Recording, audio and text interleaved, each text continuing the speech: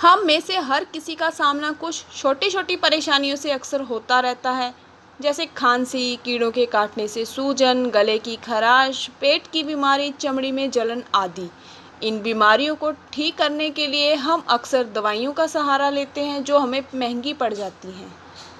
इस किताब में हम उस चीज़ के बारे में जानेंगे जो लगभग हर घर में पाई जाती है और जो इन बीमारियों को ठीक कर सकती है। ये किताब हमें लहसुन के फ़ायदे के बारे में, इतिहास के बारे में, उसकी खेती के बारे में और लहसुन के अंतर्राष्ट्रीय व्यापार के बारे में पूरी जानकारी देगी। साथ ही ये किताब हमें बताती है कि लहसुन खाने से हम किन किन बीमारियों से खुद को बचा सकते हैं। हेलो एंड वेलकम अगेन दोस्तों, एक बार फिर से स्वागत करती हूँ आपका अपने यूट्यूब चैनल फ्रॉम किताब में। आज जिस किताब को लेकर मैं आपके बीच हाजिर हूँ उसका नाम है इन परस्यूट ऑफ गार्लिक, जिसको लिखा है लिज प्राइम्यू ने। इससे पहले कि आप लहसुन के सफ़र में खो जाएं, अगर आप इस चैनल पर नए हैं तो चैनल को सब्सक्राइब कीजिए, शेयर कीजिए, लाइक करना मत भूलिए। लहसुन को खाने में डालने से उसका स्वाद तो बढ़ ही जाता है, लेकिन क्या आपको पता है कि इसका इस्तेमाल अलग अलग देशों में अलग अलग बीमारियों को ठीक करने के लिए भी किया जाता था। एग्जाम्पल के लिए जो हांग बेंकाओ को ले लीजिए, जो कि मिंग वंश के वक्त लिखी गई किताब थी। इसमें बताया गया है कि लहसुन का इस्तेमाल इन्फेक्शन को ठीक करने के लिए, कीड़ों के काटने से हुई सूजन को ख़त्म करने के लिए, रिंगवर्म और डाइसेंट्री जैसी बीमारियों को ठीक करने के लिए किया जा सकता है। भारत में भी इस्तेमाल डाइसेंट्री के लिए काफ़ी समय से किया जा रहा है। इसके अलावा भारत में इसका इस्तेमाल चमड़ी और पेट की बीमारियां ठीक करने के लिए भी किया जाता था।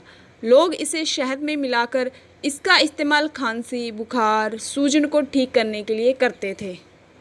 रोम के लेखक प्लिनी ने बताया था कि लहसुन को सिरके और पानी में पीसकर मिलाने से और गार्गल करने से गले की खराश से राहत मिलती है। जब इसे तेल में भूना जाता है तो इससे कीड़ों के काटने से होने वाली जलन खत्म की जा सकती है। जब इसे दूध के साथ उबाला जाता था तो म्यूकस खत्म करने में मदद मिलती थी, और जब फैट में मिलाया जाता था तो इससे ट्यूमर का इलाज हो सकता था। State university of the New York में ये पाया गया कि लहसुन की मदद से ई कोइल बैक्टीरिया को फैलने से रोका जा सकता है। लहसुन में एलिसिन नाम का एक कंपाउंड होता है जो कि इन बैक्टीरिया को ख़त्म करने में मदद करता है।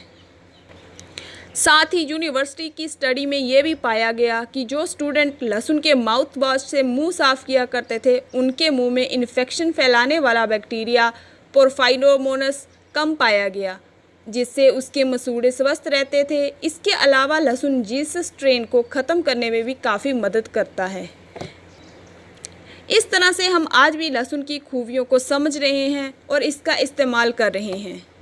रोम के शाही परिवार के लोग लहसुन नहीं खाते थे क्योंकि उन्हें लगता था कि ये किसानों का खाना है और इसे बीमार लोग खाया करते हैं। यहाँ तक कि जब रोम साम्राज्य ख़त्म हो गया तब भी लोग इसे खाने से कतराते रहे। उनके अलावा एंग्लो सैक्सन्स के लोग भी इसे नहीं खाते थे। रोम की सभ्यता का जन्म ब्रिटेनिया की सभ्यता से हुआ था। पहली से 5वीं सदी के बीच में ब्रिटेनिया में पार्सली, थाइम, पत्ता गोभी, एस्पार्जस, लीक, शलाट और लहसुन की खेती शुरू की गई थी। लेकिन समय के साथ रोमन्स ने ब्रिटेनिया के साथ साथ वहाँ का खाना भी छोड़ दिया। उन्हें देखकर बहुत से दूसरे लोगों ने भी उनकी नकल की और उन्होंने भी लहसुन को खाना छोड़ दिया। रोम के सैनिक भले ही लहसुन खाते हों, लेकिन शाही लोग कभी भी उसे हाथ नहीं लगाते थे। उनका मानना था कि ये सिर्फ डॉक्टरों के इस्तेमाल के लिए होता है। लेकिन मध्यकाल में सब बदलने लगा। यूरोप के लोगों ने अपने खाने में लहसुन का इस्तेमाल करना शुरू किया। इसकी शुरुआत मोंक्स यानी साधुओं ने की थी। वे उसे पहली से 5वीं सदी तक अपने बगीचों में उगाया करते थे और उसे अपने खाने के साथ खाया करते थे। आखिरकार शाही परिवार के लोगों ने भी लहसुन को अपनाना शुरू कर दिया। जब कैथरीन डी मेडिसी की शादी फ्रांस के राजा हेनरी II से हुई तो वे अपने खुद के बावर्चियों को फ्रांस लेकर आईं। वहाँ पर उन बावर्चियों ने लहसुन को खाने में मिलाकर उसे पकाना शुरू किया। लोगों को ये बहुत पसंद आया। लहसुन के दीवानों में से कैथरीन के दामाद भी शामिल थे, जो इसकी सुगंध से प्यार कर बैठे थे। इस तरह से सालों तक नकारे जाने के बाद लहसुन को खाने में शामिल किया गया। अब हम देखेंगे कि किस तरह से आप लहसुन उगा सकते हैं। लहसुन डंडियों में उगते हैं। ओस पड़ने के 3-4 हफ्ते पहले आपको इन्हें बोना है। इन्हें ऐसी जगह पर लगाइए जहां इन्हें धूप मिल सके। अक्सर लोग लहसुन को दूसरी फसलों के बगल में लगाते हैं, लेकिन आप चाहें तो इन्हें अपने बगीचे के फूलों के बगल में भी लगा सकते हैं। लेकिन इस बात का ध्यान रखिए कि जिस ज़मीन पर आप इस साल लहसुन लगाएं उसमें अगले साल मत लगाइए। इससे आप पौधों को होने वाली बीमारी से उन्हें बचा पाएंगे। लहसुन उगाने के लिए आपको ऐसी मिट्टी चाहिए जिसे हल्का सा दबाने पर वो आसानी से पाउडर बन जाए। उसमें नेचुरल खाद डालिए। उसे ऐसा बनाइए कि वो पानी आसानी से सोख ले। मिट्टी की पीएच वैल्यू 6.0 से 7.5 होनी चाहिए। आप मिट्टी में कम से कम 6 इंच का कंपोस्ट और खाद मिलाइए। इसके बाद आपको लहसुन को उगने के लिए जगह, पानी और थोड़ी खाद देनी होगी। पौधे लगाने के लिए आप लहसुन के टुकड़ों को ज़मीन में हाथ से घुमाकर गाड़ना शुरू कीजिए। उन्हें इस तरह से गाड़िए कि उनके ऊपर की पेपर जैसी परत बाहर ना निकले।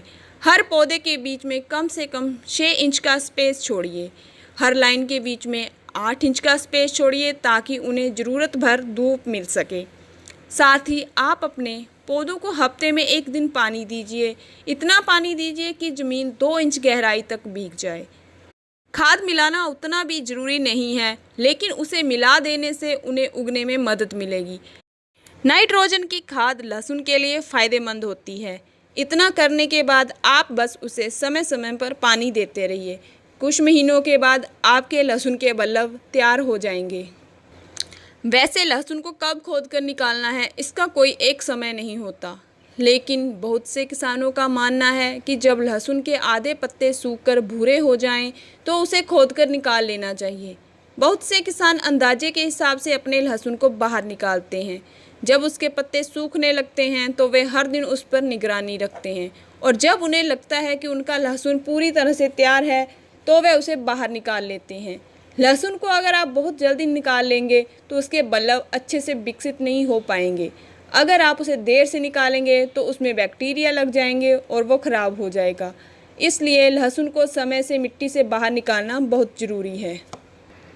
लहसुन को निकालते वक्त उसके आसपास की मिट्टी को खोद कर निकाल दीजिए ताकि उसे खींचने में आसानी हो। उसे निकालने के बाद उसके ऊपर की मिट्टी को ब्रश से साफ़ कर दीजिए। लहसुन को स्टोर करके रखने के लिए आपको उन्हें एक ठंडी जगह पर रखना होगा। लहसुन को धो देने के बाद आप उन्हें किसी डारे पर लटका कर 1 हफ्ते के लिए सूखने दीजिए। इसके बाद फिर से उन्हें ब्रश से अच्छे से साफ़ करके उन्हें 1 महीने के लिए लटका कर रखिए। ठंडियों में लहसुन को बचाकर रखने के लिए उन्हें 56 से 59 डिग्री फ़ारेनहाइट के तापमान पर 45% से 50% ह्यूमिडिटी में रखिए। लेकिन उन्हें फ्रिज में रखने की गलती मत कीजिए, क्योंकि इससे उनकी जड़ें उगने लगेंगी और उनका स्वाद खराब हो जाएगा। ये सब करने में कुछ समस्या हो सकती है और कुछ समय लग सकता है, लेकिन एक बार जब आप घर में उगे लहसुन खाएंगे तो फिर कभी बाज़ार से उसे खरीदने नहीं जाएंगे। नॉर्थ अमेरिका के मार्केट में चाइना से इंपोर्ट किया गया लहसुन मिलता है। इस लहसुन की क्वालिटी के साथ साथ कीमत भी बहुत कम होती है। United Nations Food and Agriculture Organization की माने तो दुनिया भर का 75% लहसुन चाइना में उगाया जाता है। अमेरिका के किसानों के लिए ये समस्या की बात है।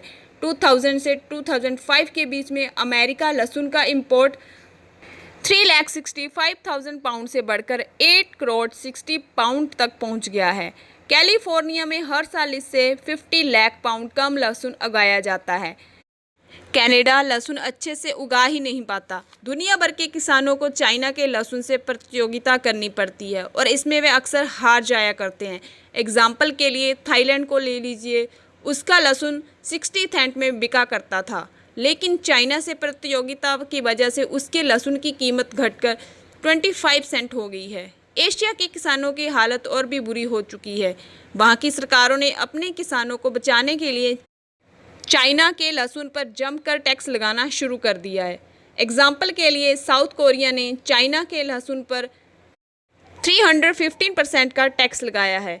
इस पर चाइना ने साउथ कोरिया के मोबाइल फ़ोन्स और दूसरे पॉलीथीन के प्रोडक्ट को बैन कर दिया। 2011 में चाइना 11,000 पाउंड लहसुन इंडिया में स्मगल कर रहा था, लेकिन बिहार की सरकार ने उन्हें पकड़ लिया।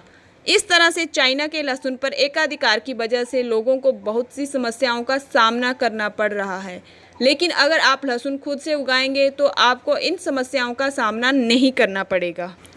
लहसुन के एक टुकड़े में लगभग 5 मिलीग्राम एलिसिन होता है। एलिसिन एक एंटीऑक्सीडेंट है जो आपके शरीर में हो रही जलन और यीस्ट इन्फेक्शन को ठीक करता है और साथ ही आपके इम्यून सिस्टम को मजबूत बनाता है। लहसुन को कच्चा खाने से दिल की बीमारियों का और तरह तरह के कैंसर और इन्फेक्शन का रिस्क कम हो जाता है। लेकिन अगर आप इसे हल्का सा भी पका देंगे तो इसका जादू खत्म हो जाएगा।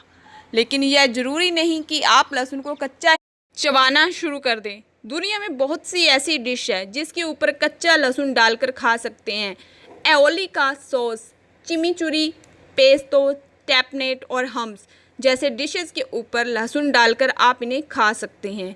आप चाहें तो अपने पास्ता के ऊपर भी कच्चा लहसुन डालकर उसे खाना शुरू कर दीजिए। लहसुन की बहुत सी रेसिपी आपको इंटरनेट पर मिल जाएगी। लहसुन को कच्चा खाना थोड़ा मुश्किल हो सकता है, लेकिन इसके फ़ायदे के सामने वो मुश्किल कुछ भी नहीं है। लहसुन के बहुत से फ़ायदे होने के बाद भी लोग इससे कतराते रहते हैं। मध्यकाल में यूरोपियंस ने पहली बार इसे अपने हर रोज़ के खाने में मिलाकर खाना शुरू किया। आज के वक्त में भी लहसुन के ऊपर बहुत सी स्टडीज़ की जा रही हैं। लोग इसके फ़ायदे को समझ रहे हैं और इसका इस्तेमाल खाने के साथ साथ अपने हर रोज़ की छोटी मोटी बीमारियों को ठीक करने के लिए भी कर रहे हैं। अगर आपके पैर के नाखून में फंगल इन्फेक्शन है तो इसे लहसुन के नुस्खे को अपना के ठीक कर सकते हैं। बूढ़े लोगों के पैर के नाखूनों में अक्सर फंगल इन्फेक्शन हो जाता है। दुकानों से महंगी दवाइयाँ लेने की बजाय आप इस घरेलू नुस्खे को अपना सकते हैं। लहसुन के 1 या 2 टुकड़े, थोड़ा सा वोदका, 1 रुई का कपड़ा और 1 रबड़ का दस्ताना लीजिए। दस्ताने में से 1 उंगली काट लीजिए। 1 कटोरी में वोदका, उसमें लहसुन रखकर उसे दबा दीजिए। इसके बाद रुई के कपड़े को उसमें भिगोकर अपनी इन्फेक्शन वाली उंगली पर लपेट लीजिए। इसके बाद उस पर उस रबड़ के दस्ताने की उंगली को पहन लीजिए। इसी तरह रात को सोने चले जाइए और उसे सुबह निकाल दीजिए। 2 हफ्ते तक ये करते रहिए, आपका इन्फेक्शन ख़त्म हो जाएगा। इसी के साथ आज की ये बुक समरी यहीं समाप्त होती है। कैसी लगी आपको ये समरी कमेंट करके ज़रूर बताएं। साथ ही चैनल को सब्सक्राइब करना, शेयर करना और लाइक करना मत भूलिए। तो मुझे दीजिए इजाज़त, फिर मिलेंगे नई बुक समरी के साथ। तब तक के लिए रखिए अपना बहुत सारा ख्याल। जय हिंद, जय भारत।